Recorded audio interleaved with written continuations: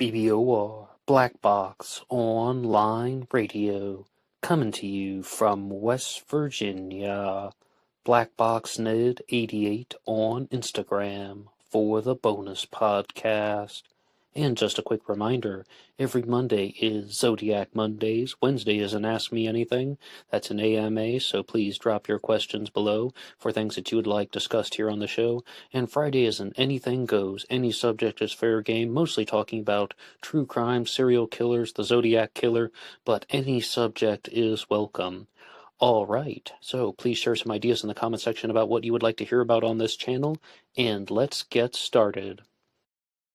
Okay, hello everybody. Today is Wednesday, time for the AMA. Welcome to the show. This is the Ask Me Anything, where I respond to your questions and comments, and we go through them together having a discussion.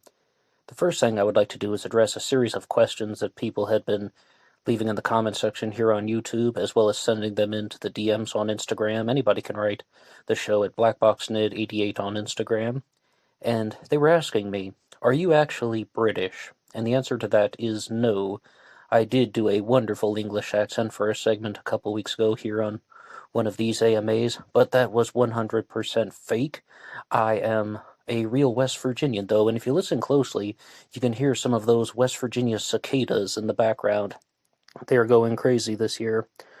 But I would like to get to some questions about the Zodiac Killer in just a second, but always reminding you guys that you can download the show for free now at LaunchPad DM. There's a link to that in the description box, and the best way to support the show is just by listening to some more content, visiting some of the playlists, and things like that. LaunchPad DM site. All of this is in the description box here, but you can also purchase t-shirts, Being Weird is Not a Crime, or Black Box Online Radio, a couple different things to choose from.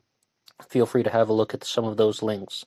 But our first question about the Zodiac Killer is a series of questions and comments all put together from Woe10115. And this is about Michael Morford's new Zodiac Killer suspect, whom we're just going to call Suspect Mason or Suspect McDuff. And Woe says, this suspect is almost certainly him. For those who know his name and have looked him up, you'd understand. Main problem is that while you're saying that what you're saying is theoretically reasonable, you aren't actually saying anything. 5 feet 8 inches tall is an issue? There was nothing definitive that Miss Shepard said about his height.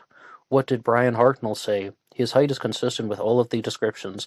Rather vague takeaways from this. Again, as a profile you've deduced, I understand that, but any issues with his height or his education, that doesn't make any kind of sense. Same applies to his ability or inability to construct a cipher at a young age. By the way, there is evidence that his widow knows. Michael Morford has come forward with a new Zodiac Killer suspect, and he had a thread going about this on his website, ZodiacKillersSite.com. This guy was 23 years old, 5 feet 8 inches tall. He was a sociology major, graduated from Chico State University, ended up being an employee for the state of California, doing something with the Department of Corrections where he stayed for about 30 years. He began that career in 1971, and he was married in 1974. But those were some of the points that I brought up in the episode last week. It was actually last week's AMA. Once again, always an open invitation to you guys to check out some other episodes if you haven't heard that yet. But I said that I thought it was unlikely that the Zodiac Killer was 23 years old. Instead, I thought the Zodiac was someone who was perhaps in his mid-30s, maybe early 40s. Also, this guy doesn't seem to have a very strong background in the math and science fields. That's what Bo was talking about. And I'm not seeing anything about chemistry or engineering, even architecture. I mean, he doesn't have to be a complete PhD in mathematics, but any of those things, the sciences, architecture, astronomy even, or what some people think is that the Zodiac Killer wasn't even a scientist or a mathematician. Instead, he was a pilot or a sailor. I'm not really seeing that with this suspect Mason here. But as far as Cecilia Shepard not being able to correctly gauge the height of the killer, yeah, I follow you there, Woe. I mean, he's not wrong for saying this. We do not necessarily know that the height estimations made by Brian Hartnell and Cecilia Shepard after the Lake Berryessa stabbing on September 27th of 1969 were correct, Cecilia estimated that he was around 6 feet tall. It is the longest amount of time that any of the surviving victims spent with the Zodiac killer. Cecilia did survive the stabbing and passed away 2 days later in the hospital. Brian Hartnell was also able to survive and live into adulthood. But in regards to the physical nature of the guy, I will also have to go to some of the other comments that were left here, because there were a lot of them talking about, I guess you'd call it biometrics. Like, they're saying 5 feet 8 inches tall, without the costume on, without any shoes on or anything, barefoot, he would be 5 foot 8, right? So with boots on, you can give him another inch for that. Maybe with his hair, you can give him another inch. And the Lake Berryessa costume, the only time the Zodiac Killer wore that, then he would be about adding 3 more inches up to 5 foot 11. And then if he's standing on uneven ground, maybe he would appear 1 inch taller, because Lake Berryessa is just that, it's lakeside. The ground would be sloping down toward the lake, so that's how a 5 foot 8 person could appear to be 6 feet tall. Although I did say it once, and I will say it again, I am 5 foot 8 myself, and I've never once been mistaken for being 6 feet tall. Okay, on to something else about him. I would like to re-emphasize the point that I think the best thing that Michael Morford came up with in this suspect profile for Suspect Mason, Suspect McDuff is the reason why the Zodiac Killer stopped operating, the reason why he stopped sending in letters, the halt in Zodiac activity, which is really 1972 and 1973. Sometimes it's referred to as the halt between 71 and 74, but there is, okay, I think you get the idea, the 2-year halt in Zodiac activity. This guy started his job with the state, with the Department of Corrections. Maybe there's some more focus on him, or maybe he's going through some type of regular background checks, or he just has more exposure, or that he was committing the Zodiac crimes as well because he may have just been very frustrated in life because his life hadn't been sorted out. Then he sorted his life out and moved on from that. If that is true, then he should still be arrested and face the punishment, but I believe that he has since passed away. Okay, the other thing about the Halton Zodiac activity, why did the Zodiac Killer resurface? In 1974, this suspect Mason, Suspect McDuff, got married, and that the Zodiac correspondences that came in were months prior to his wedding, and some people believe that the Exorcist letter is meant to put an end to the Zodiac character, talking about the suicide's grave and such. There's a line from the Mikado, and there, as well as even the Exorcist, I mean, the idea of possession and spirits and so on, that this could be something about how this guy's trying to put an end to his Zodiac Killer character that he created. I think that's the strongest, but I completely admit, though, that's just almost like mental imaging on my part, maybe connecting some different ideas together. I mean, Michael Morford, though, was the first to put this out there, and that was the stuff that caught my eye. I mean, that is his analysis of this, not mine, but that was definitely what stood out to me the most about it. I decided to ask Drew Beeson about this, and he gave a comment on Michael Morford's new Zodiac suspect, Suspect Mason, also known as Suspect McDuff, and he said that he wasn't a complete expert on him, but it was interesting that Morph would go on Reddit to try and discuss all of the things that had happened with his suspect, as well as his thread being taken down off of ZodiacKillerSite.com, and he said if he's actually that's this close to solving the Zodiac Killer mystery, then is it not possible that he didn't actually get the guy? I mean, if he is this close to solving the Zodiac Killer mystery, why would he be using Reddit for anything? Wouldn't there be a better way to reach a larger audience? Tom Voigt has also left a comment on Suspect McDuff, also known as Suspect Mason, and he said that he had made a few posts on the McDuff thread before it got shut down. There is nothing about him that raises Tom Voigt's interest, and Tom Voigt says as well that it didn't get taken down because of anything to do with law enforcement. Most likely his relatives complained. All right, well, thank you to people for sharing those things. And I was thinking about asking Tom S. Henry Horan, who's the author of The Myth of the Zodiac Killer and the Great Zodiac Killer Hoax series, if he would give a comment about the new suspect that Morph had created. But I already know what he's going to say, that people are just trying to attribute these psychological profiles and these biometric characteristics to the Zodiac Killer, but if he wrote The Myth of the Zodiac Killer, the Great Zodiac Killer Hoax, he does not think that there was one person involved, and he thinks that all of these single perpetrator theories are wrong. So, that is the long story short. Okay, I would like to move on to some different questions and comments that you guys have left in. And we had some that came in on the episode last Monday called Zodiac Killer, the Santa Claus card. And this one comes to us from Kevin Bowen, who says, I don't know if you look at the typeface on the Zodiac card and some of the typed Zodiac and maybe Zodiac Communications. When it says maybe Zodiac Communications, of course, talking about the unconfirmed incidents. The typeface has, to my untrained eye, several similarities. I'm not an expert, and I don't know if those are significant similarities. Los Angeles was a center of the aerospace industry in the 1960s. Several of the victims of unsolved murders had ties to the aerospace industry. Bates, Walker, Bowles, maybe Domingos Edwards. Given that Joan Webster's father worked for a spy satellite company, it would not surprise me if the Zodiac had some connection, tight or loose, to the Webster family through that channel. Perhaps the Zodiac had known the family and was mocking them. Now, this goes into the category of, even if it turns out that that isn't true, Kevin Bowen, I like how you think. I like your insight and I like your observation. Could there be a reason why the Zodiac is sending in communications? Whether you think the Santa Claus card, which came in 1982, is authentic or not, beside the point. This is like a much bigger question.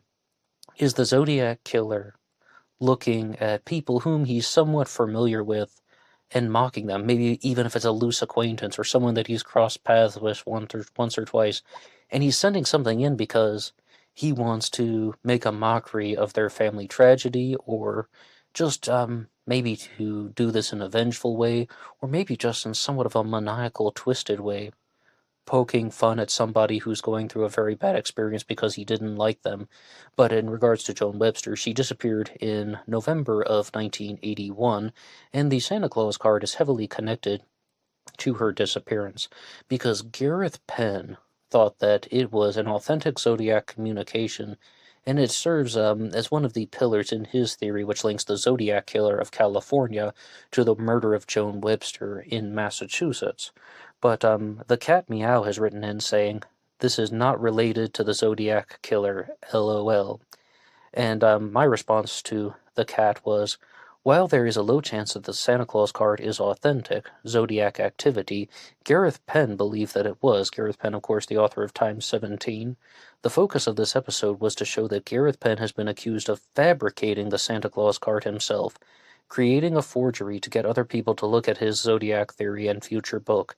If Eve Carson's claim is correct, maybe it is, maybe it isn't, then Gareth Penn blatantly lied to the family of Joan Webster, thus making him a fraud. And the cat replied to me by saying, the thing is, what documentation do you have on this and Gareth Penn? Is it all hearsay, or is there evidence to back it up?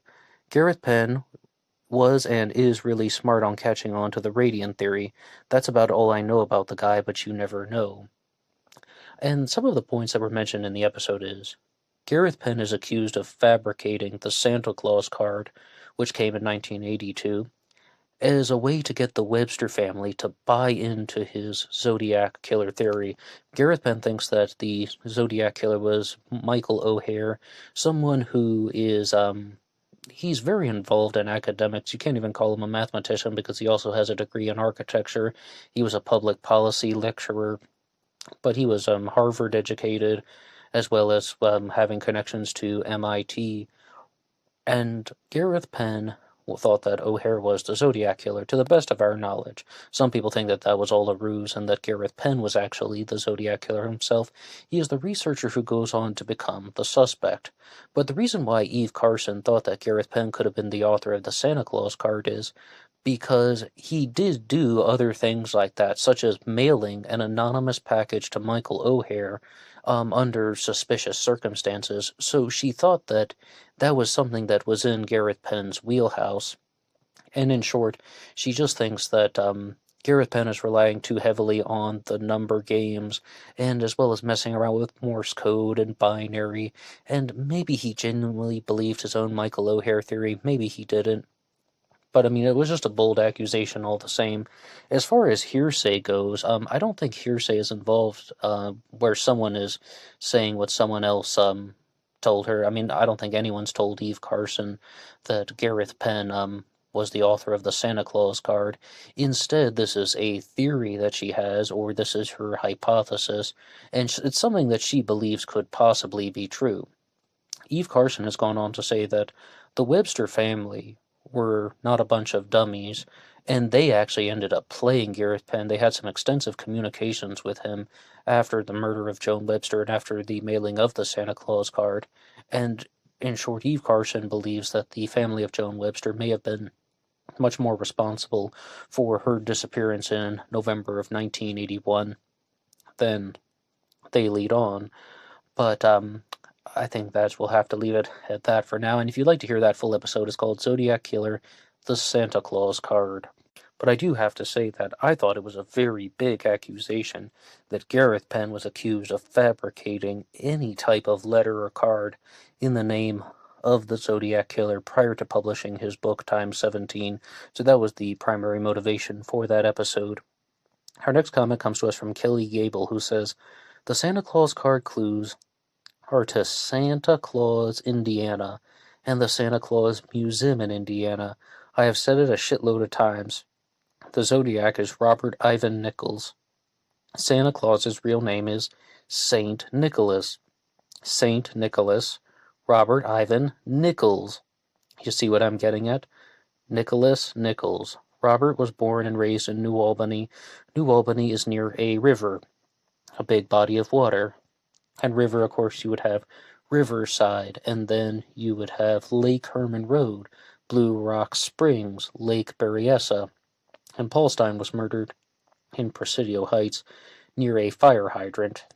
So, I mean, Kelly Gable, you should write this into a book, this Indiana connection. We have the Montana connection, and I call Gareth Penn's Time 17 the Massachusetts connection. You should write the Indiana connection because it's a very big theory here. Even if you were just to put it out as a novel about how some serial killer is committing these crimes, and they are doing it because of place names that are connected to their home state.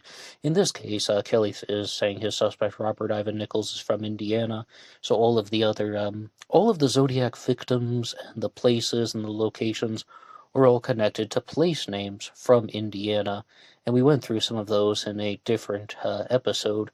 But Kelly Gable, I've noticed that you've had a major reversal about a previous suspect known as Robert Christian Hansen, the butcher baker from Anchorage, Alaska. I believe you identified him as the Zodiac Killer in the past, and now you've moved on to a different suspect. There's nothing wrong with that. I just thought the Robert Christian Hansen angle was interesting, even if I didn't believe it myself. On to our next comment. We have one from Wolf Williams about the Zodiac Killer suspect Shel Cavalli. Shel Cavalli had been living in the States for 40 years by the time of the Zodiac murders.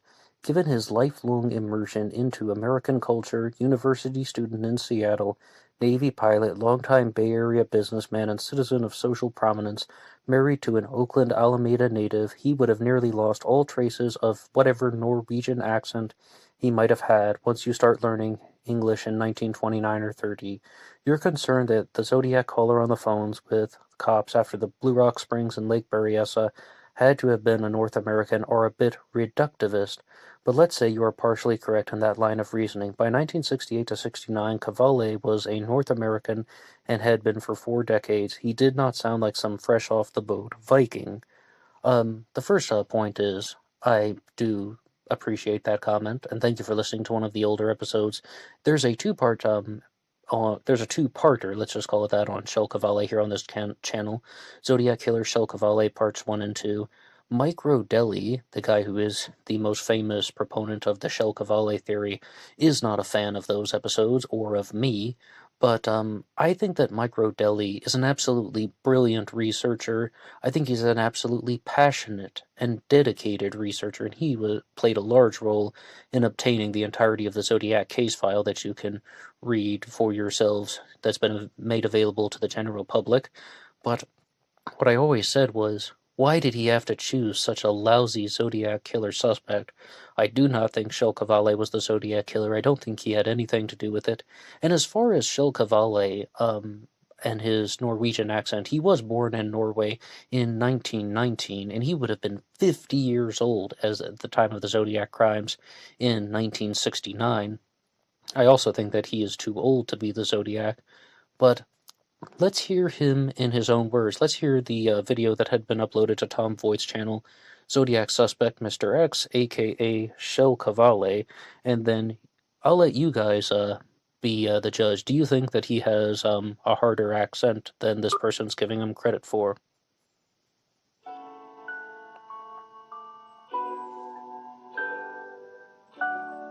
When you start from nothing, you develop a drive to succeed.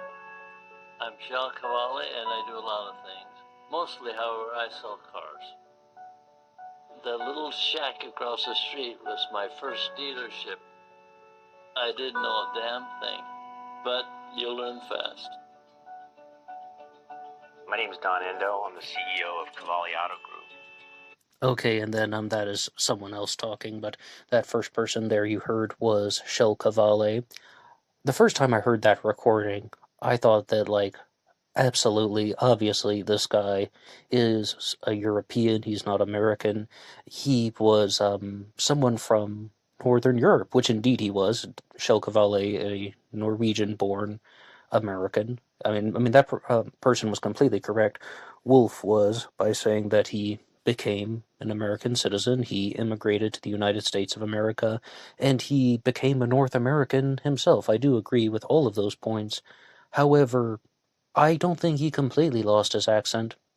When I was listening to that clip, just to preview it before playing it here on the episode, I was like, wow, his accent is it's much lighter than I remembered it. But the first time that I heard it, I thought it was a very pronounced Northern European accent. What do you guys think? What do you think about that recording there? And if you want to respond to that in the comments section, I would invite you to do so, and as well as any of the other points we've talked about in relation to Michael Morford's suspect, or the Zodiac Killer Santa Claus card, all of it. Our next question comes to us from I Didn't Kill Kenny, who wrote, which Zodiac victim wore a red dress? The red dress is mentioned on the desktop poem. It's mentioned in the desktop poem, which was found on a desktop in Riverside, California in 1966. After the murder of Sherry Jo Bates, blood spilled all over her dress. Oh well, it was red anyway. Something to that effect. And I began to interpret this comment in a couple ways. Like when I Didn't Kill Kenny wrote that, I was like, wait a second. Maybe that's the clue to this all, that after the murder of Sherry Jo Bates, it's not talking about going backward in time, because many people point out that Sherry Jo Bates wasn't murdered in a red dress. But, like, is there a future Zodiac victim that was murdered in a red dress? Could that be all, everything that was taking place? And I even pulled up, what was Betty Lou Jensen wearing? Because I was pretty sure about the other two women that they were not wearing red dresses. And Betty Lou Jensen, who was killed on December 20th of 1968, was murdered in a purple dress. Darlene Ferrin, of course, was wearing the patterned slack dress that had, like, the almost floral print on it. And a slack dress is a one-piece jumpsuit that has two legs that form into a bell-bottom shape. And the way it was described by Mel Magazine was, if you were to see her standing, like, from a distance, you would think that she was wearing a dress. Only when she would just start walking, then you would notice that they're actually two separate pant legs. It was called a slack dress, and I believe Cecilia Shepard was killed when she was wearing a white shirt. But I just wanted to point out that I did look into that, and I don't think the desktop poem is connected to anything related to the Zodiac Killer. If anything, it's just somebody having some morbid humor.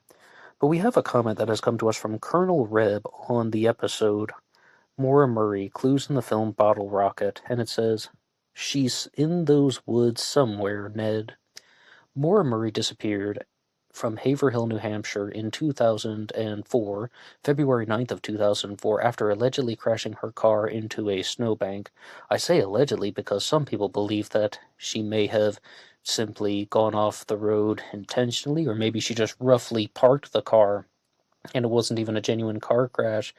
There's so many theories that go on with the disappearance of Maura Murray, and it's quite difficult to determine what happened, because the way I first introduced this, in the absolute first episode that I did called Maura Murray and the Media, was by saying, we know so much about what happened to Maura Murray before she disappeared, like before February 9th of 2004, and we know absolutely nothing about what happened after that. I mean, after she crashed the car, she gets out, and then she's approached by a school bus driver named Butch Atwood, who is perhaps on record as being the last person to have seen her alive, although there may have been a few sightings after Moore's disappearance, but he's like the last confirmed sighting. And he asked her if she needed help or she needed him to make a call. She said she had already called AAA, but he knew that that wasn't true because there was no cell service in the area. This is 2004, and Maura Murray was never seen again. As far as being in the woods, I thought that same thing for a long time, Colonel Reb. I just really thought that perhaps Maura took off running, because she was a cross-country runner, and even if you look at the graphic for the Missing Maura Murray podcast, they feature Maura Murray running down a road that quite similar to Route 112, and that she just decided to enter the woods for some reason. Maybe she was trying to use it as a shortcut. Maybe she was just in frustration and wanted to get off the main road. And then she entered the woods. And then there are a couple of different possibilities that could have happened. She could have tripped over a log or something, or she could have tripped over a rock and broken her leg, injured her leg, even something like a twisted ankle, and she was unable to walk and she froze to death, succumbing to the elements. That would be a pure accidental death. And then other people, including myself, have put forward this theory, and I thought this for a long time. I want to be clear, this is not the theory that I go with now, that Maura had given up. Somebody asked this question once on one of those old black box recordings. They said, why would somebody enter the woods if it's so dark that you can't see your hand in front of your face? Why would somebody do that? And Fred Murray openly says, that's Maura Murray's father, Fred Murray openly said that Maura would not have done that. She wouldn't have entered the woods because she was an experienced hiker. They did all types of hiking and camping and adventure trips as a family. She even had a book in her car called Not Without Peril that was telling stories of the White Mountains. She was very familiar with this stuff, and she knew better, and that wouldn't have been in her nature. But my response was, most people thought that Maura had given up, and they actually believed that she was carrying a bottle of alcohol at the time, and that she just sat down back against a tree and drank herself to death. And she got intoxicated in the cold, and that once again she froze to death. And that would also be in line with what Colonel Reb has stated, that she's in those woods somewhere. Well, what would be the alternative? An abduction. And I guess I would lean toward that theory now, although I have no idea what happened to Maura Murray, and I don't think anybody other than a possible abductor would have any idea about what happened to Maura Murray. I don't subscribe to this tandem driver theory by you-know-who, and the whole thing about Maura Murray going to somebody's cabin, and then there's this disappearance that's getting broadcast all over the news, and then the family finds her, and then they get mad, and one of her family members murders her. Nonsense, hogwash, baloney. I absolutely do not think that any of those are true. But about the abduction, the search dogs lost Maura Murray's scent about 100 feet away from the crash site. 100 feet, that's not a big distance. And the reason why I began to think more about the abduction theory is, if Maura Murray refused help from Butch Atwood, the school bus driver, then is it possible that maybe a woman would have been someone she would have been more receptive to, and that she would have gotten into a vehicle with a woman, and that the woman drove her to some place, and she's just offering her rides, being helpful, and then everything seems totally normal, and then maybe somebody later on did something to Maura.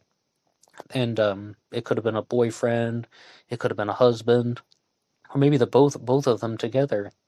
They lured Mora into a dangerous situation, and that led to her death, and then they disposed of her remains well away from the 5 to 7 mile radius around the crash site.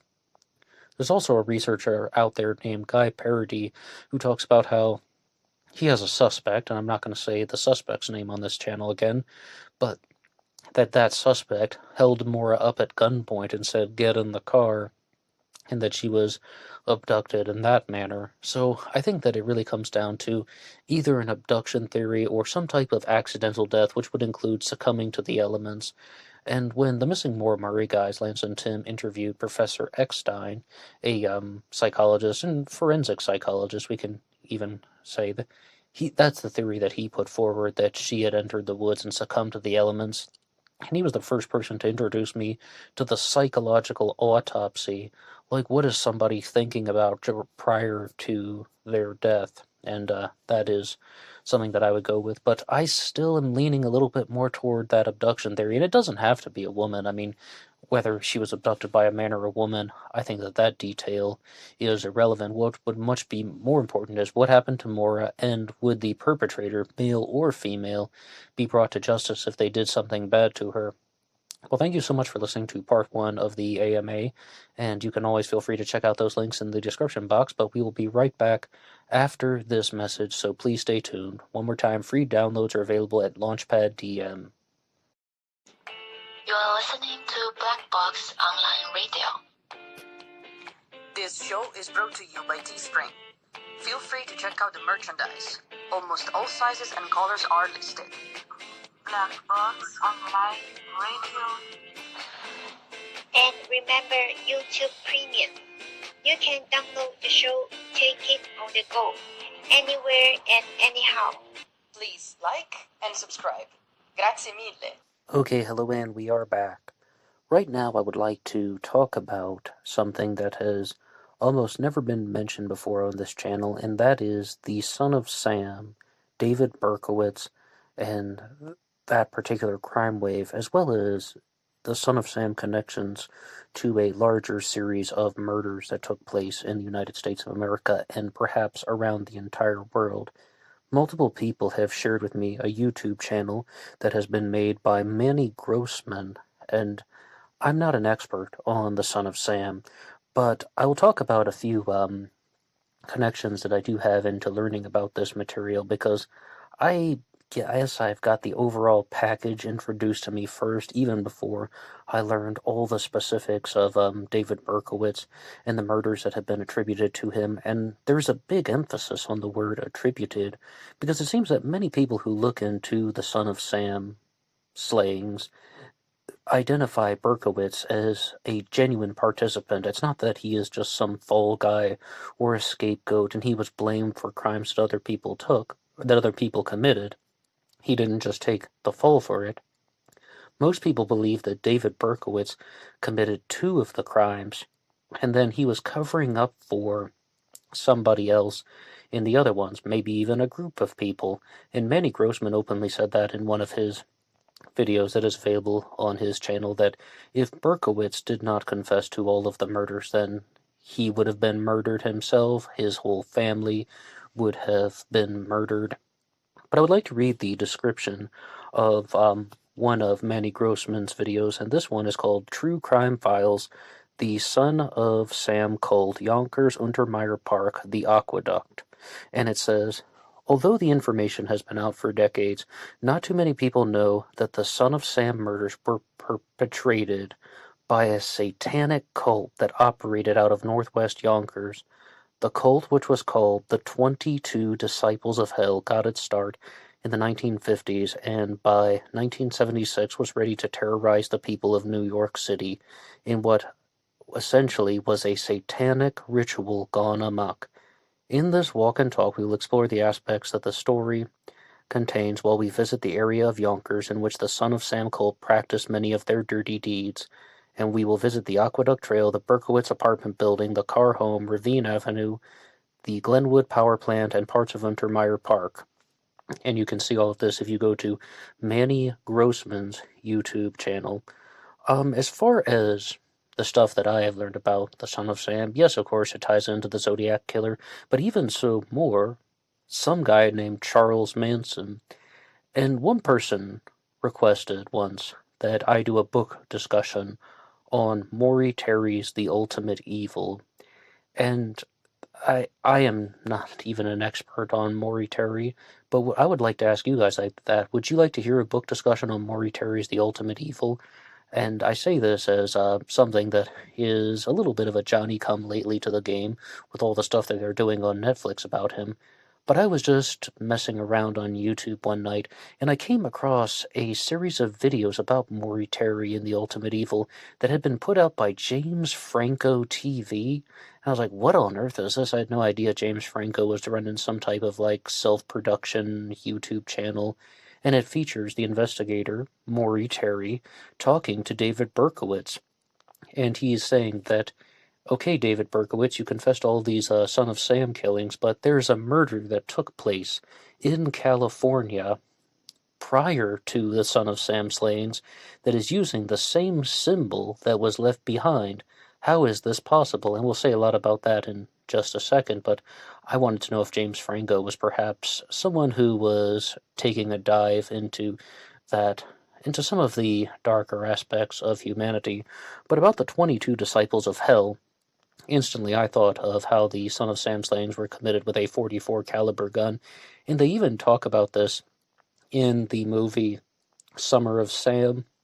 I remember I would watch that preview all the time growing up. Like, it was like there was this one summer though when that movie came out, and anytime he would turn on the television, there would be this preview for the movie Summer of Sam, and they would say that Reggie Jackson, the baseball player, was the shooter because the crimes were committed with a .44 caliber gun.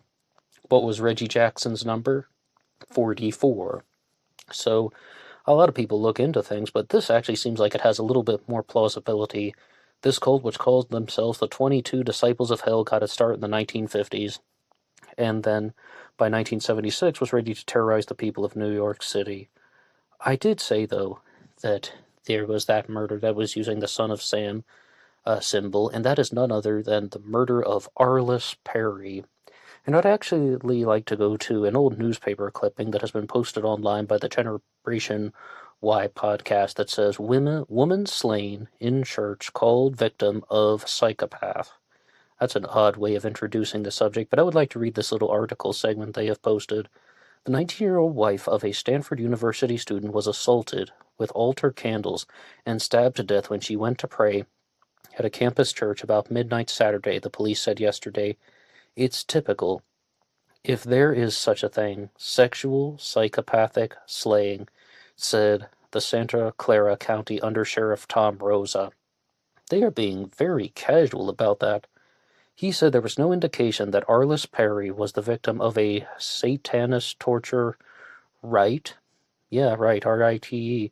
Her body was discovered face-up and half-nude Sunday morning near the altar of Stanford's Romanesque-style Memorial Church. 2 candles were found with the body, and there was speculation that it may have been a black mass killing. It has no cult-like overtones. It just happened to occur in a church, Rosa said.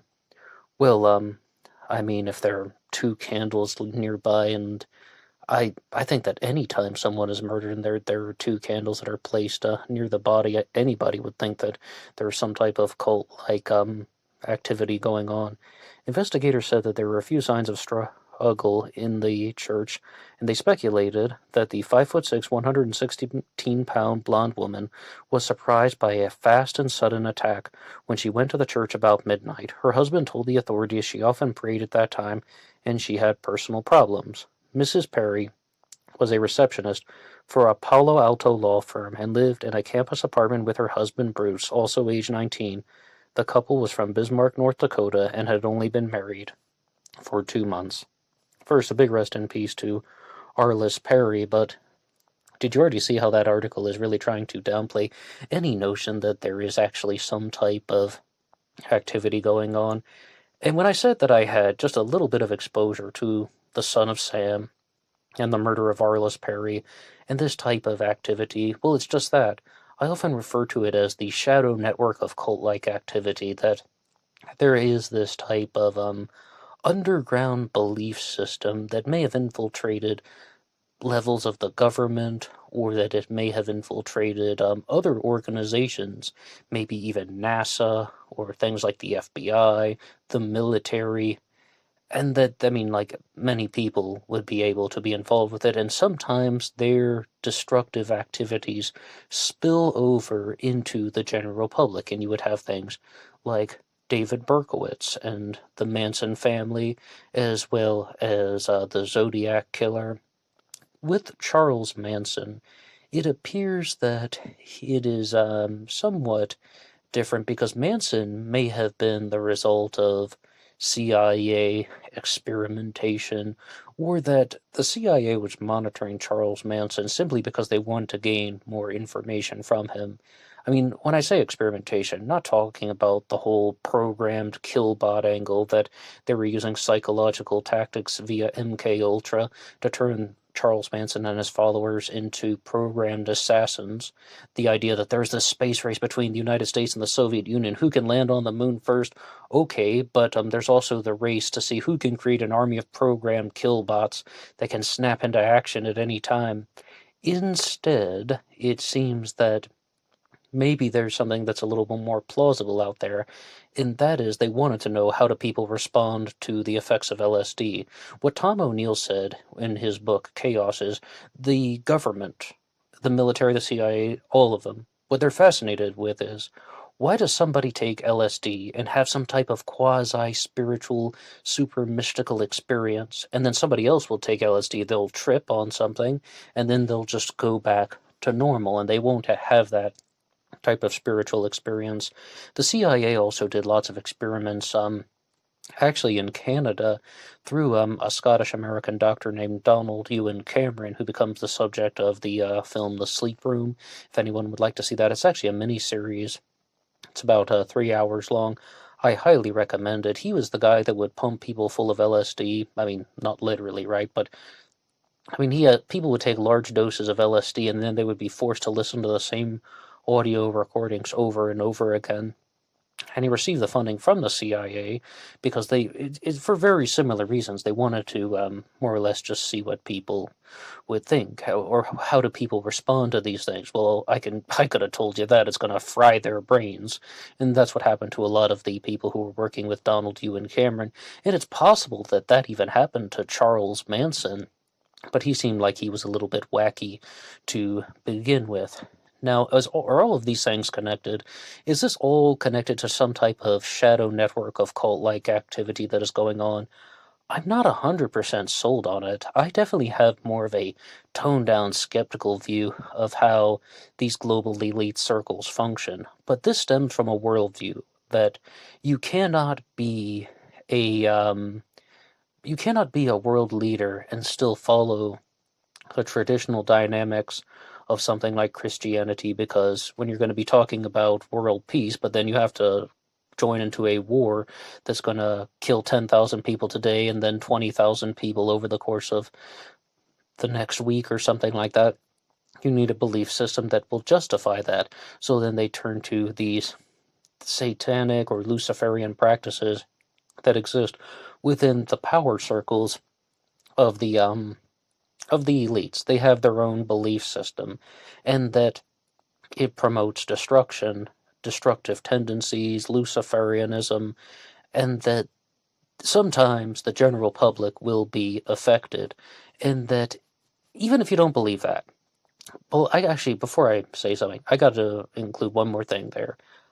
I was talking to some guy once who was a very passionate believer in all of this, that not only is there a new world order, but that the global elites are very involved with these destructive belief systems.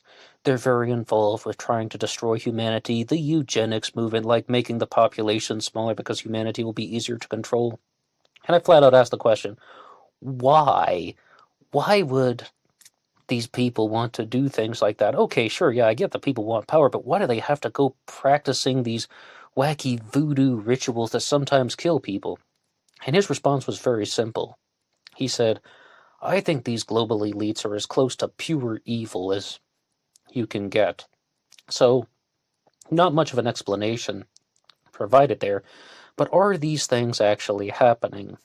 So, I think that it's definitely intriguing, and you definitely want to know more, but at the same time, is this just some boogeyman in the dark that is going on when people are trying to blame these cult-like activities, or just saying that, no, there aren't cult-like activities, they're just people who commit similar crimes, and they do this because of brain chemistry and abusive moments in their childhood.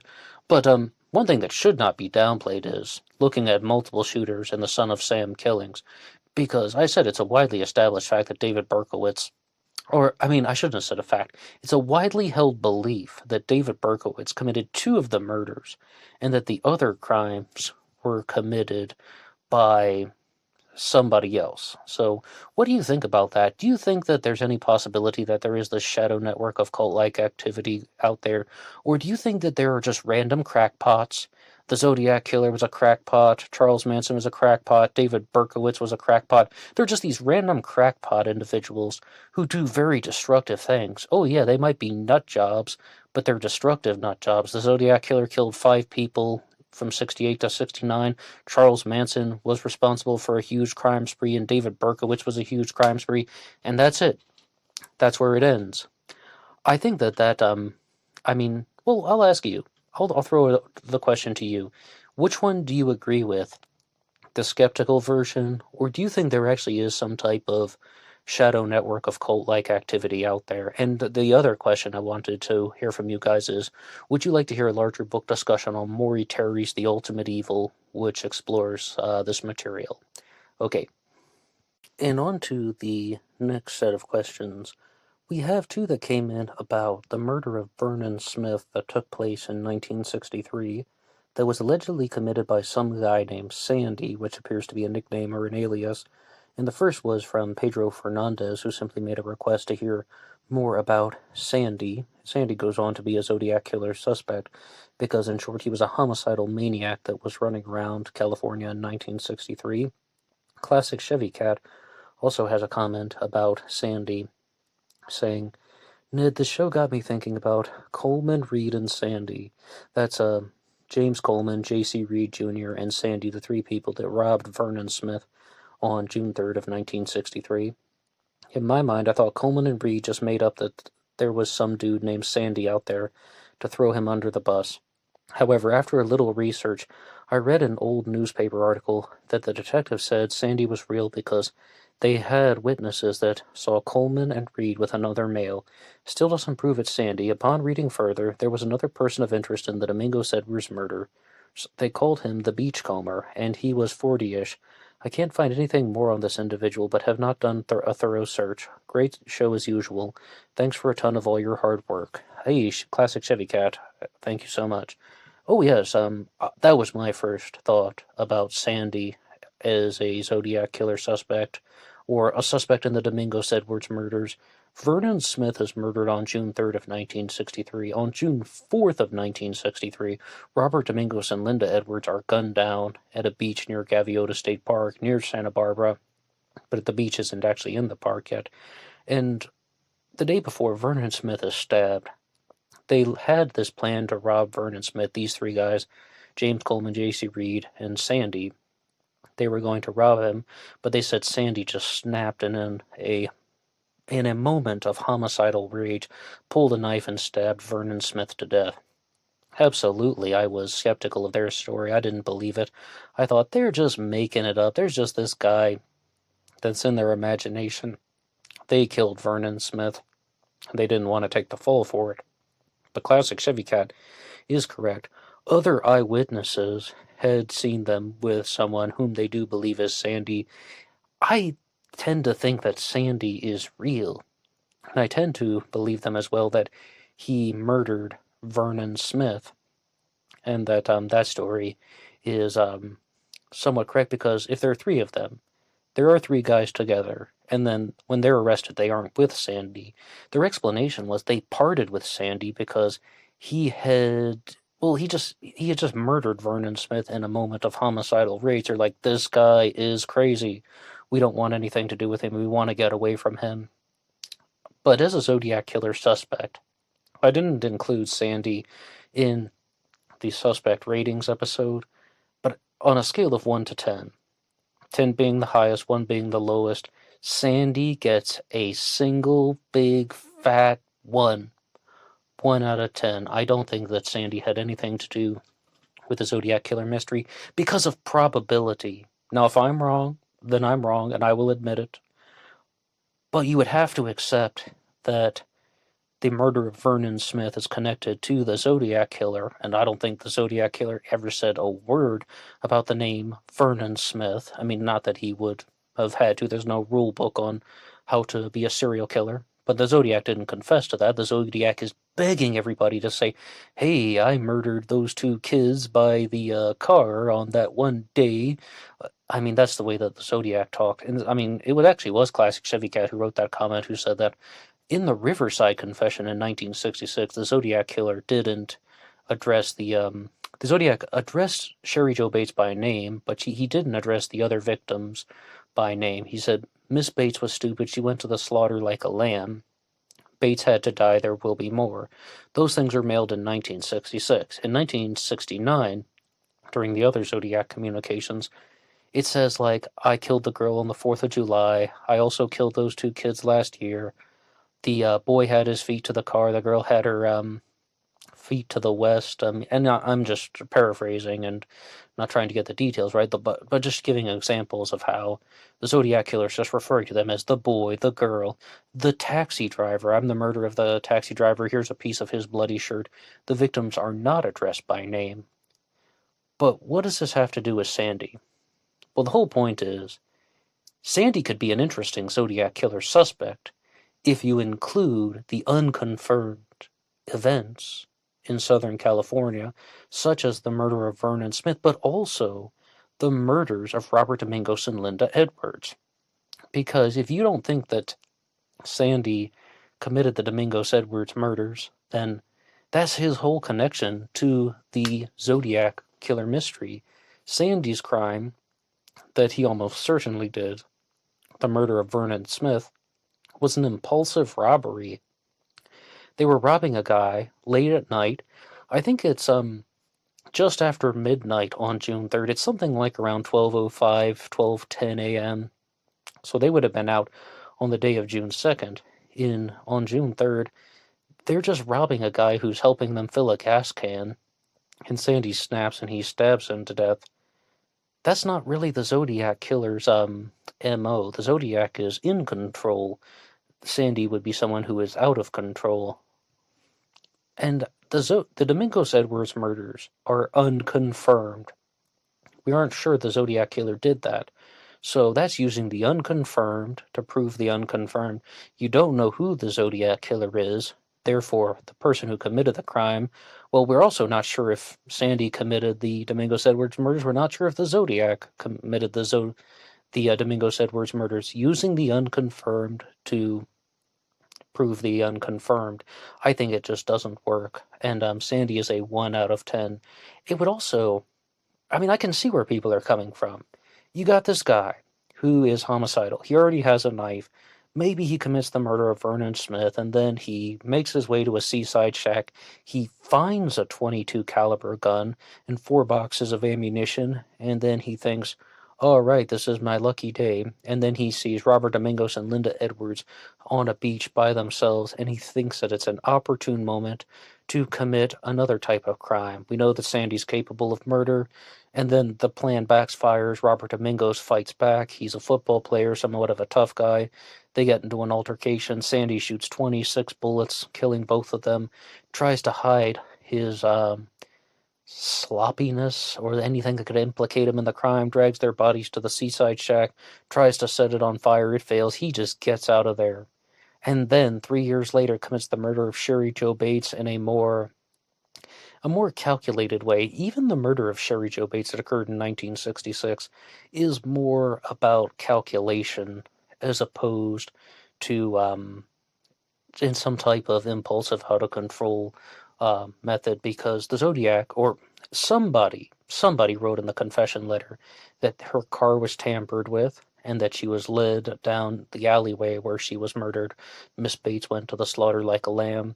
How premeditated it was, I can't say, because we don't truly know who murdered Sherry Jo Bates back in 1966. But thank you so much for listening to this segment here, and that can be another question to throw out. What do you think about Sandy as a Zodiac killer suspect? I give him a 1, and that's not the lowest rating that I've ever given somebody. Like maybe someone such as Frank Morris would be much lower, or even the whole multiple members of the Manson family got a 0.5. That wasn't just Bruce Davis, it was 3 different members of Charles Manson's crew.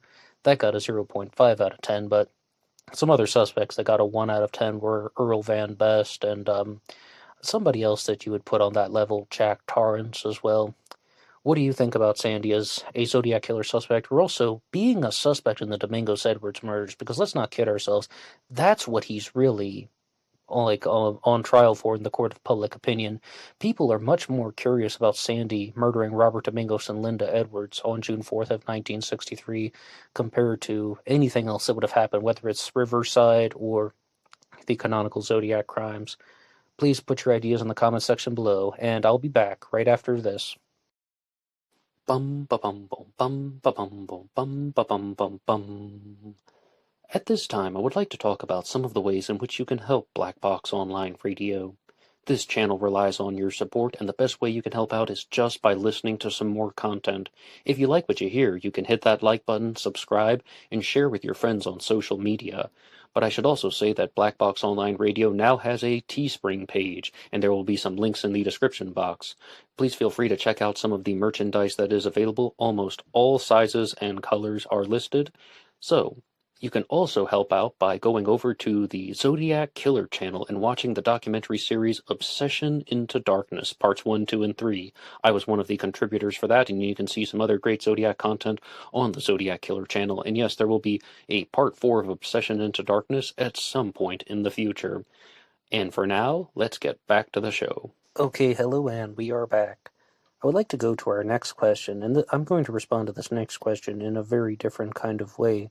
But it comes to us from Wacky Wayfarer, who says, for an upcoming AMA, a discussion of Otto Skorzeny and his connection to the Great Train Robbery in the UK in the 1960s would be cool. Not sure if there's much literature on it, however, and I will have to respond to it in a different way because I decided to look into this one, and I found that there are a lot of sources on the Great Train Robbery in the UK, and there are lots of sources on this guy, Otto Skorzeny, but I didn't find too many links together that people that were looking at his involvement. So perhaps we'll be able to answer that question truly in the future. The first thing I would say about the Great British Train Robbery, and I'm an absolute newcomer to that one, I was learning about this because it was requested. Thank you, Wacky Wayfarer, for the idea. Is that the long story short is, there was this group of guys that learned about how money was being transported by the mail train, and that people are sending money in the mail, and there are these bags of cash that are not well guarded. So it was a very big opportunity for thieves to steal an enormous amount of money. And the robbery was somewhat of a success, except it was being on the run that was something they weren't able to do very well. And one thing that was shared in a documentary was that the thing that got them caught was they decided to hide in the countryside rather than hide in the city. If you hide in the city, you can blend in with the crowd. They decided to hide in the countryside, and they stood out. And I was talking about this last week with the case of Jason Derrick Brown, the guy who committed another robbery. It was a robbery turned homicide. Jason Derrick Brown murdered the driver of an armored car and stole the money that was inside, and then he disappeared, and the last known sighting of him was hiding in Salt Lake City, Utah. He saw somebody who recognized him, and they had they locked eyes, and then this guy, Jason Derek Brown, knew that he had been recognized, so he was stopped at a red light. He floored it, drove right through the red light, and then disappeared. The last confirmed sighting. How is he getting away with his absconding fugitive life?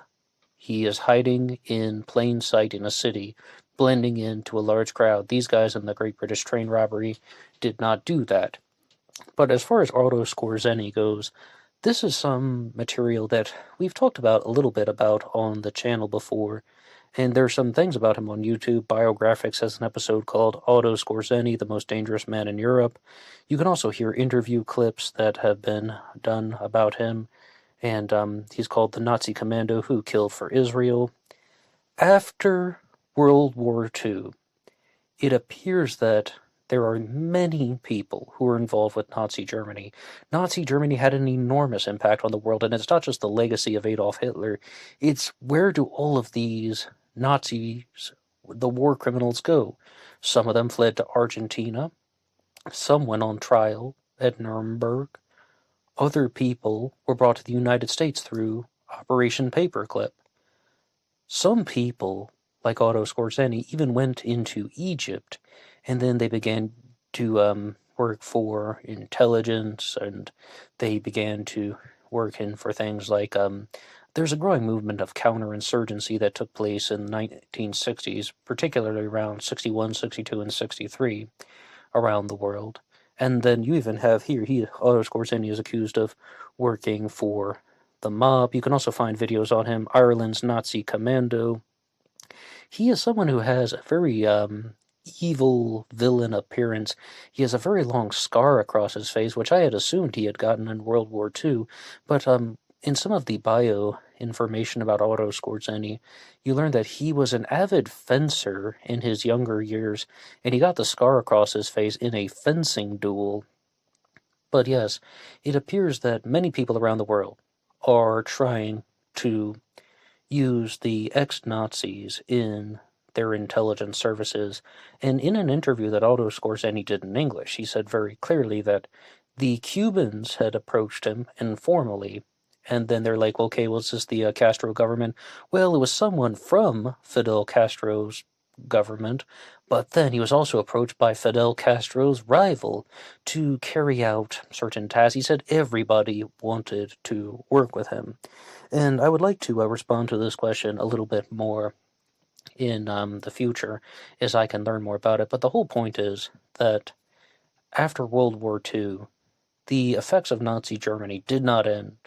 Nazi Germany would carry on into the world. And I have an episode about that here on this channel called Nazi Financiers Control the World, because I just happened to come across a video of somebody who was talking about Helmar Schacht, who was the economic and finance minister for Nazi Germany, really prior to World War II breaking out. I mean, one of the things that they do not like to talk about is the United States had a relationship with Nazi Germany for about 6 years. The Americans even competed at the 1936 Olympics in Berlin. And they're talking about, particularly through the economic policies of Helmar Schacht, these things got put into place. And the concept of Nazi Germany affected the world on a global scale, especially in economics and finance. And I know this is somewhat of an unpopular opinion, but there's a book out there called The Ugly Truth about Milton Friedman, which I did like a 2-part response to in 2019, and the thesis of that book is that exact same thing, that Nazi Germany affected the world economically, and that Milton Friedman copied the economic policies of Helmar Schacht, the finance minister to Nazi Germany, and it goes on to become the Chicago School of Economics, that this Friedmanite thinking is actually Nazi thinking. But you even hear that Otto Skorzeny is an ex-Nazi who goes on to work for Israel, first Egypt, then Israel, and then he ends up in Ireland, and he's approached by people from all over the world, called the most dangerous man in Europe. But he isn't always successful. I've definitely been able to gather that much. But that is some heavy type of thinking. However, I always appreciate questions like that. Right now, I would like to move on to something that is a little bit lighter. And we're going to do a borrowed question. This is something that comes from Taj Clips, who posted a question online. It was actually here on YouTube that you could respond to, that says, "What I thought it was, what are your favorite characters from the show Beavis and Butthead?" But what it actually says is, "What your favorite characters in Beavis and Butthead?" And I was like, "What your favorite characters?" Well, we're only allowed to choose one, and I mean, my favorite characters on Beavis and Butthead would definitely be Beavis and Butthead. Somebody else was asking, like, a question kind of in the comment section. What is the greatest cartoon character of all time? And naturally, I would say, if I have to choose two, Beavis and Butthead, of course. I don't really mean that. That's kind of facetious, only because we're in the moment. But some people were making a very strong case that Homer Simpson is the greatest cartoon character of all time. Now, the real stipulation should be, is this somebody that got their start purely in cartoons? Because can it be someone who's from a comic strip, or like a comic book, or some type of other form of media? I knew somebody once who said that the uncle from Jackie Chan Adventures was the greatest cartoon character ever. Perhaps, perhaps. No, but on Beavis and Butthead, absolutely Beavis and Butthead are my favorite characters on the show. And you'll see that Beavis gets a much higher rating because you know you're getting old when you're watching cartoons like The Simpsons or South Park or Beavis and Butthead, and then you're like, hey, those people aren't being very nice. You're like, ugh, that was rude. And you like that's your response. And I still watch Beavis and Butthead, though. I've been going through the episodes on Paramount Plus, and there's just so much humor in there. It's predictable. You know what they're going to say. It's just getting pulled into that type of humor when about how something is cool or something sucks, or just anything can be interpreted in some type of grotesque sexual way. But the more that I watch as an adult, the more I am disgusted by some of the things. Like, there's this one episode where Beavis is just eating off of a toilet seat, like he has ketchup on a toilet seat, and he is just dipping his french fries in it. And you're like, that's so nasty. And other people who are perhaps of my similar age bracket, if not older, are like, I never realized how demented he was.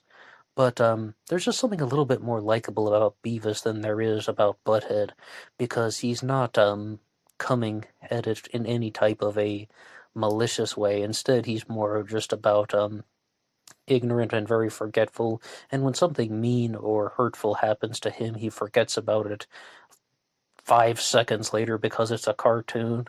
And I do have one episode about Beavis and Butthead on this channel talking about the quote-unquote fire incident when allegedly this boy named Austin burned down his family's home or set it on fire because of an episode of Beavis and Butthead. And I thought that I was doing a good thing by talking about how I was talking about like the primary articles that came out at the time that had been uploaded to the internet via things like the Associated Press and so on. But sometimes using articles that are only close to the source don't give you the full picture. And somebody truly called me out on that, saying that it was all a hoax. The kid Austin never watched the show. His mother even called in the media as soon as possible. It was all about creating this stir in which they thought they could file a lawsuit and get money from MTV. So, I mean, new developments come on, and I mean, I'm glad, though, that shows like that don't get taken off the air. Sometimes you do need just a little bit of rough-edged humor, but the YouTuber Sierra Pine talked about that, like, influences, and, like how would rough humor influence your personality? How would anything influence your personality? And she's all about the differentiations between fantasy and reality, and she simply said, you can think anything, you can daydream about anything, you can fantasize about anything, or in this case of humor, you could find anything funny, as long as you recognize that it is in fantasy land and not in the real world. And once you try to make that differentiation between fantasy and reality and take it away, once you try to break that differentiation, rather, then that's when there is a problem, and that is when dangerous behavior begins to take shape. And we see it all the time in the Zodiac killer mystery. Many of these serial killers or people who perhaps have either fantasies or intense daydreams, or they are thinking about committing murder for a long time, but they're more about contemplating it as opposed to just recognizing that it's something that belongs in Fantasyland. I mean, they get accused of fantasizing about this. Michael Cole wrote that very clearly in the Zodiac Revisited Volume 3 when he said that the Zodiac Killer probably fantasized about killing people for a long time. If we're using Sierra Pine's terminology, then perhaps not. Maybe he was contemplating killing people for a very long time, and he never truly had that expectation that something belongs in Fantasyland as opposed to the real world. And even if somebody is going to watch something destructive on a TV show, did the people on the TV show say that you, specifically you, whoever you are supposed to go out and do it? No, I don't think so. And if you do think that it's some type of call to action, then that is perhaps a time when someone has developed some dangerous tendencies that need to be corrected. There was this one girl on Dr. Phil once that thought that a woman was communicating with her because she's like, every time I like one of her photos on Twitter, she deletes a different photo, and she thought that this woman is sending her these type of coded messages, and it turns out that there are a lot of people who experience that type of phenomenon. But in reality, it's just a pattern seeking. It's just the human brain trying to make sense of a repetitive type of action or behavior that someone else is doing. And it got to the point when she even thought that she was in a relationship with the woman. But I think that crazier things have happened, firstly. But someone like that definitely needs to have what is called a reality check, because that person wants that to be true. And I find that the most problematic differentiation between fantasy and reality is expectations.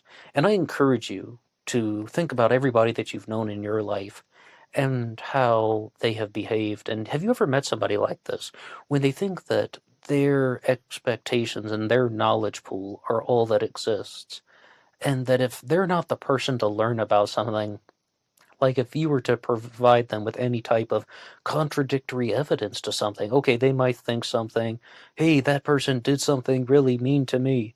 It's like, no, actually, they were just following the rules. Then they will flip out and have a cow, and then they will just get very angry at you because you provided some contradictory information.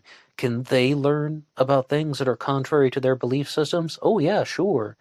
But if you're the one who provides it to them, or anybody other than them is the one who provides it to them, they'll be on the defensive. They act like their expectations and their knowledge pool is all that exists. They are the only ones who should be able to obtain new knowledge and a new understanding. And when that gets challenged, they get very defensive, they get very angry, and they express lots of negative emotions. But that's fantasy and reality. The fantasy is that they want to be the one who knows everything, or they want to be the one who is right all the time. And it's so blended together that it makes interacting with them very difficult. All right, well, that's all for me now. Thank you to everyone who has listened to this episode. One more time, you can visit some of the links in the description box to find out about all the merchandise that is available. Almost all sizes and colors are listed for the t-shirts. Remember, being weird is not a crime, and you can also download the show for free at LaunchPad DM. If you'd like to download the videos, you can use YouTube Premium, and you can follow the show on Instagram at BlackBoxNet88. There's a Facebook page for the show at BlackBoxOnlineRadio. Anybody can write the show at BlackBoxOnlineRadio@AOL.com, and I will see you on Instagram for the bonus podcast. Until next time.